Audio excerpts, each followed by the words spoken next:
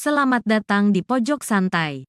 Sebelum Anda mendengarkan audiobook ini, kami menginformasikan bahwa channel ini adalah review audio dari buku yang ada di Indonesia. Untuk membaca keseluruhan buku ini, kami menyarankan membeli buku aslinya di toko buku kesayangan Anda, baik offline maupun online. Keberadaan channel ini dimaksudkan untuk membantu Anda mendapatkan pengetahuan dari buku-buku kesayangan Anda. Jangan lupa untuk subscribe, like, dan komen. Selamat datang di Pojok Santai, channel khusus yang membahas komik dan novel dengan cara asik. Anak kecil yang ditolong kakek pengemis batok tongkat menceritakan kronologis apa yang dialaminya. Apa saja yang diceritakannya? Yuk langsung saja disimak video berikut ini.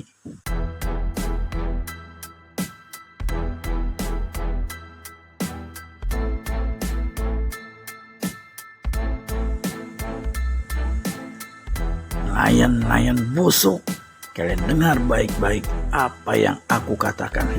Aku, Singkil Alit, bergelar harimau hitam, pemimpin dalam rombongan ini. Kami baru saja membakar kampung kalian, membunuh orang-orang yang tak mau mendengar, menculik 2 gadis ini karena tidak mau ikut secara sukarela, padahal mau diberi kenikmatan dan hidup mewah. Kami bahkan telah menggantung kepala kampung kalian yang berani menantang. Jika kalian di sini ingin mampus semua, mudah saja, yaitu membangkang atas apa-apa yang kami katakan. Nah, bertanya lagi, apa yang dikatakan manusia itu sebelum mampus?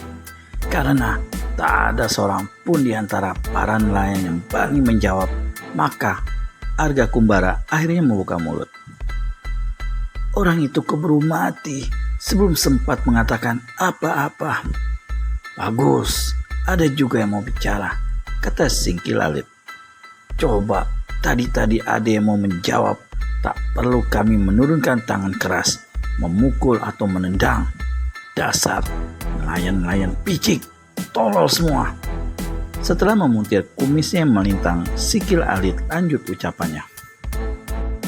Dengar baik-baik, mulai hari ini semua hasil kalian melaut, sawah atau ladang, termasuk ternak yang kalian punyai di kampung di balik bukit itu, berada di bawah kekuasaan kami berenam. Semua hasil panen harus diserahkan pada kami. Semua ikan yang kalian dapat harus diberikan kepada kami hasil penjualannya. Nanti kami yang akan mengatur seberapa bagian yang boleh kalian ambil. Nah, aku mau tahu, ada yang berani membangkang? Sunyi sesaat, kemudian terdengar suara Arga Kumbara. Boleh aku bicara? Singkil Alit memandang sejurus pada nelayan tua itu lalu berkata, Monyet tua, apa yang hendak kau katakan? Ucapkan cepat.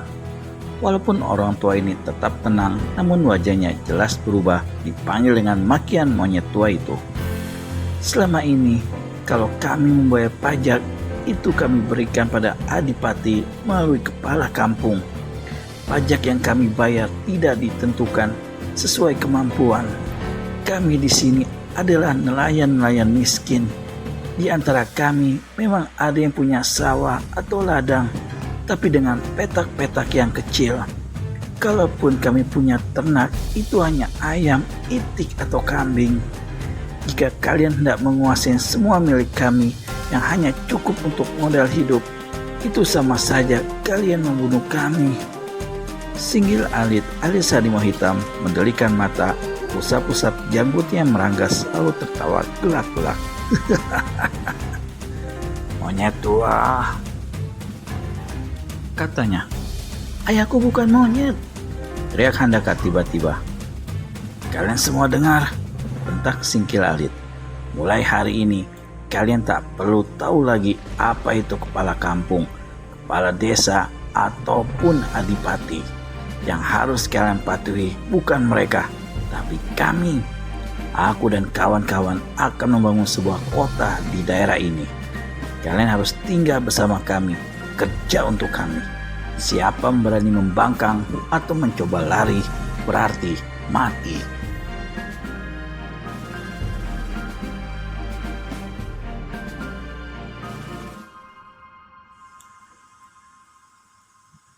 Mendengar kata-kata Singkil Alit, Arga Kumbara kembali membuka mulut. Singkil Alit, siapapun adanya kau, aku dan semua nelayan di sini tidak mengerti mengapa kau dan kawan-kawanmu tega melakukan pemerasan, merampas, bahkan membunuh kami orang-orang tak berdosa, menculik gadis-gadis kampung kami. Apakah kalian tidak takut pada petugas-petugas bupati? Justru petugas-petugas itu yang harus takut pada kami, saut Singkil Alit lalu tertawa kelak-kelak diikuti 5 anak buahnya. Kami tidak mungkin melakukan apa yang kalian minta, kata Arga Kumbara tandas. Begitu, majulah lebih dekat kemari. Ada sesuatu yang perlu aku katakan padamu, nelayan tua. Orang lain tak boleh mendengarnya, kata Singkil Alit. Tak mengerti kalau orang bermaksud jahat, nelayan tua berhati polos ini melangkah maju. Baru saja dia bertindak 2 langkah, kaki kanan Singkil Alit tiba-tiba mendaru ke dadanya. Arga Kumbara keluarkan jeritan menyayat hati. Tubuhnya terlempar dan tergelimpang di pinggir pantai. Darah tampak mengucur dari selak bibirnya. Dia mengerang beberapa ketika lalu diam tak bergerak lagi. Mati. Ayah!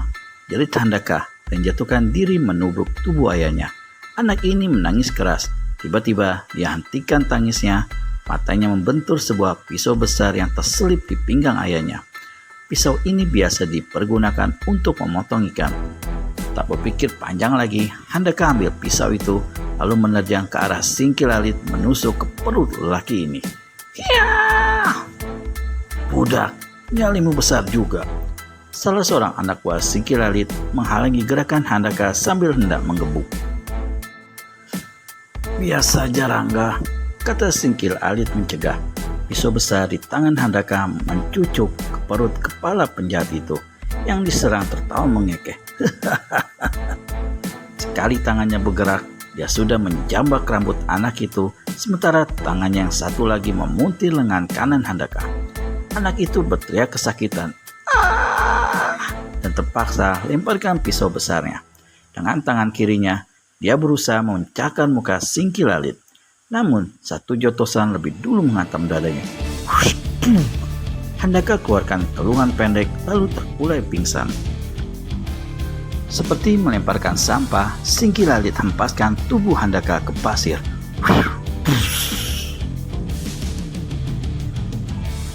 Mendengar penuturan Handaka, lama pengemis batok tongkat termenung. Aneh, katanya kemudian dalam hati. Bagaimana dunia yang katanya didiami manusia-manusia beradab ini masih saja ada orang-orang durjana seperti Singkil Alit dan kawan-kawannya itu. Singkil Alit, tak pernah ku dengar nama itu sebelumnya. Iblis dari mana yang satu ini? Handaka, apakah ibu masih ada? Si kakek tiba-tiba bertanya. Anak itu menggeleng. Kata ayah, ibu meninggal tak lama setelah melahirkanku. Aku seperti merasa berdosa. Merasa berdosa bagaimana? Tanya kakek pengemis itu. Kalau beliau tidak melahirkanku, beliau tak akan meninggal. Orang tua itu termenung sejurus lalu tertawa mengekeh. Cucu, jangan pikiranmu terlalu jauh. Nyawa manusia bukan diatur oleh manusia lainnya, tapi Tuhan yang menentukan hidup mati seseorang. Kalau begitu, orang-orang seperti Singkil Alit dan kawan-kawannya itu bisa dianggap tidak berdosa walau dia membunuh. Bukankah itu sebenarnya tangan atau kehendak Tuhan yang berlaku? Sepintas lalu, jalan pikiranmu bisa dianggap benar. Tapi kalau direnungkan lagi, kau salah besar cucuku. Tuhan memang yang menentukan, tapi hak apa manusia merampas nyawa orang lain? Hak apa manusia boleh mencuri dan merampok, boleh menculik? segala segi kehidupan ini sudah diatur dalam kitab suci dan hadis Nabi. Dan manusia harus mempergunakan akal sehat, bukan ikut hasutan setan atau iblis. Di usia seperti itu, agak sulit bagi Handaka mengerti kata-kata si kakek. Maka dia pun berkata, "Mengapa kau tanyakan tentang ibuku, kek? Kurasa lebih baik bagimu untuk tidak kembali ke kampung. Manusia-manusia iblis itu pasti tidak akan berhenti pada kematian ayahmu saja. Maukah kau tinggal bersamaku di sini?" Ih, apa enaknya tinggal dalam hutan belantara ini? Tak ada teman, tak ada kawan, jauh dari laut yang kucintai, ujar Handaka. Wajah si kakek jelas menunjukkan rasa kecewa. "Tapi ingat kau sudah menolong jiwaku, kek. Maka aku tentu saja mau tinggal bersamamu di sini." "Ah, kau pandai mengganggu orang tua ini," kata pengemis batok tongkat dan tertawa kelak-kelak. "Apakah aku tak akan menyusahkanmu, kek?" bertanya Handaka. "Kau takut aku akan menyuruhmu jadi pengemis, pergi meminta-minta?" "Ih, tak ada pikiranku begitu. Mengemis itu apa salahnya? Pekerjaan halal yang jauh lebih baik dari mencuri," jawab Handaka. Bagus, kata pengemis batok tongkat dan usap-usap rambut Handaka. Bagaimana kelanjutan percakapan pengemis batok tongkat dengan Handaka?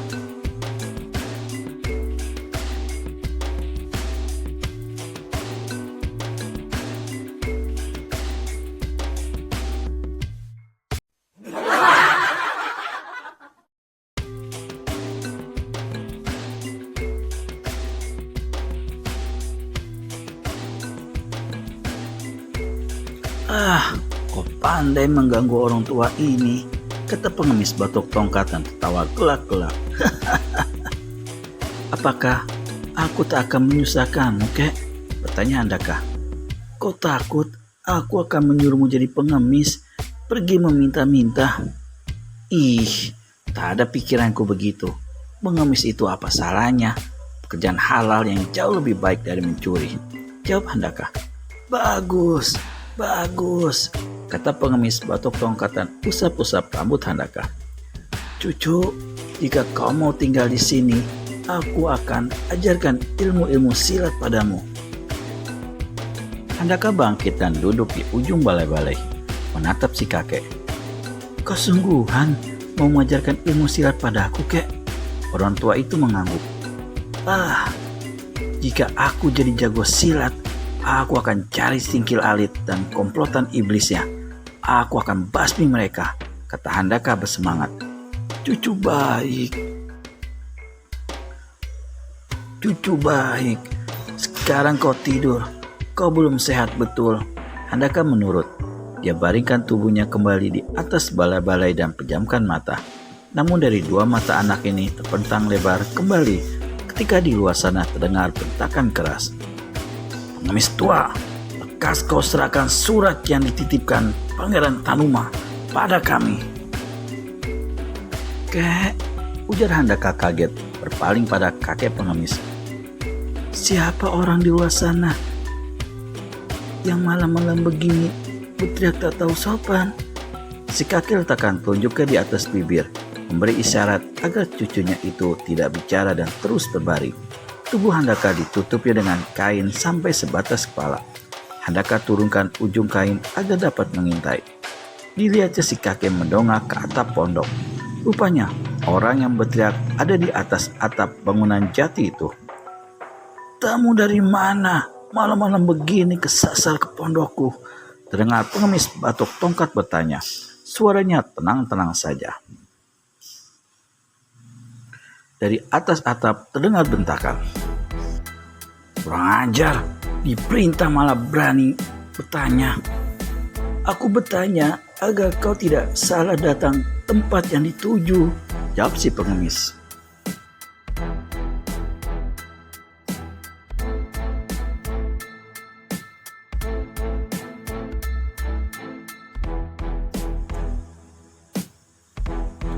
"Jangan coba berdalih," di hutan ini hanya ada satu pondok milikmu. Kami tidak datang ke tempat yang salah. Lekas kau berikan barang yang dititip Pangeran Taruma itu, kata orang di atas atap. Bagaimana kalau aku tidak mau memberikannya? Tanya pengemis batok tongkat. Kami akan membakar pondokmu ini, membunuh kau juga bocah itu.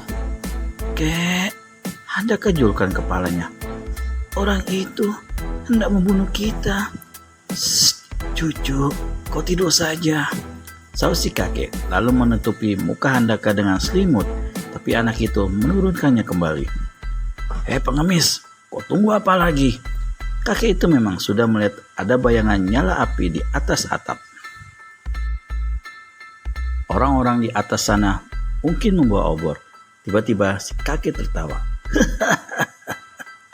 Orang di atas atap membentak. Tua bangka edan, kami minta kau menyerahkan surat itu, bukan tertawa macam orang gila. Aku tertawa karena kalian kuanggap manusia-manusia bodoh. Ada sangkut paut apa aku dengan Pangeran Taruma?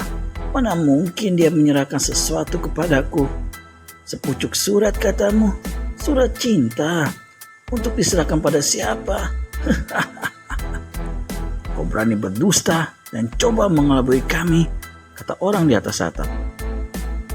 Orang-orang kami tahu betul 1 bulan lalu kau bertemu dengan Pangeran Taruma di istananya di tikungan Kali Citarum. Kau berpura-pura datang sebagai seorang pengemis.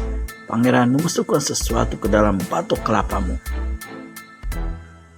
Sepintas seperti lembaran uang kertas, tapi itu adalah sepucuk surat.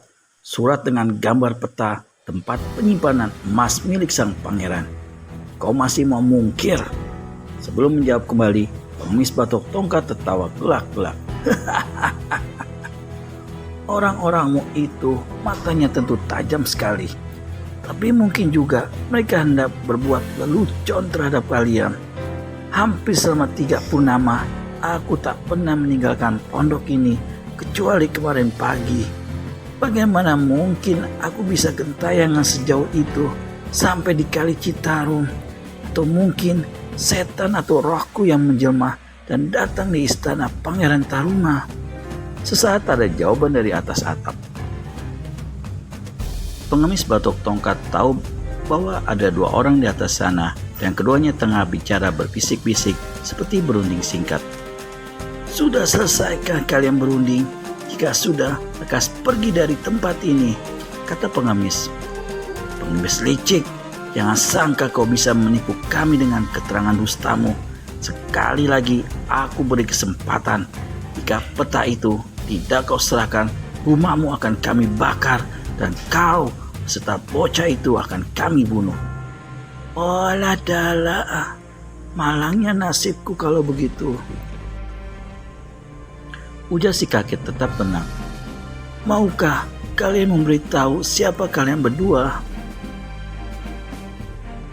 Aku Soka Panaran, bergelar Golok Emas, menyahut orang di atas atap yang sejak tadi menjadi juru bicara. Aku Sindang Tambra, berjuluk Raja Lanun Pantai Selatan. Tanya si pengemis tua begitu mendengar jawaban 2 orang di atas atap. Soka Panaran, kalau kau sudah mendapat gelar Golok Emas, pasti kau punya 9 golok terbuat dari emas. Mengapa masih termahak mau dapatkan emas milik orang lain? Dan kau Sindang Tambra, aku tidak heran kalau bajak laut sepertimu haus harta.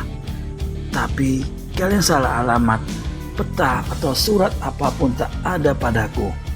Golok Emas dan Raja Lanun Pantai Selatan merupakan nama-nama yang cukup menggetarkan dunia persilatan pada masa itu. Keduanya adalah manusia-manusia berkepandaian tinggi yang masuk dalam kelompok golongan hitam. Dengar ucapan si kakek, jelas mereka dianggap enteng. Ini membuat keduanya menjadi marah. Raja Lanun sudah siap untuk menjebol atap, tapi Golok Emas memberi isyarat lalu berteriak. Pengemis batok tongkat, kami memberi kesempatan terakhir. Kau mau serahkan peta itu atau tidak? Pengemis tua itu dilihat Handaka mengambil batok kelapa dan tongkat kayunya dari atap meja lalu menjawab.